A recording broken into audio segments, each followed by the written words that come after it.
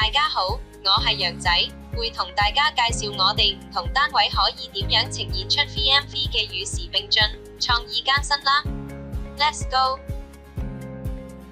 揚帆生活 Yana Life 係喺今年成立嘅網上銷售平台，讓大眾透過購買產品支持社會服務。慈誠潔係網上平台嘅其中一個品牌，我哋希望可以發掘老友記獨有嘅生命特質同埋智慧。即使老友記記憶逐步褪色，我哋都可以透過小手作，將老友記獨有嘅智慧、知識同埋對後輩嘅愛護之情傳承落去。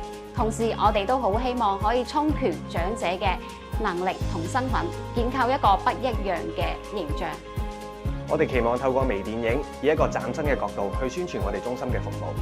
適逢我哋喺網上討論區度留意到一個以結咗婚唔想返屋企為題嘅貼文咧，引起咗唔少嘅迴響。而呢個主題當中所隱含關於夫妻關係、兩性相處嘅元素咧，亦都貼合我哋中心嘅服務。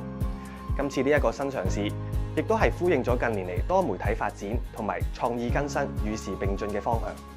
多謝同事嘅分享，我要去最後一個單位啦。計劃嘅理念係融合長者與科技啦，因為長者對於資訊科技嘅需求不斷增加啦。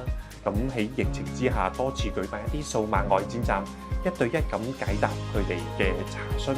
活動亦都受到長者中心同院舍嘅歡迎，多次受邀請去參加舉辦呢啲計劃嘅。大家睇咗唔同單位呈現嘅與時並進、創意艱辛，你哋嗰個又係點揀呢？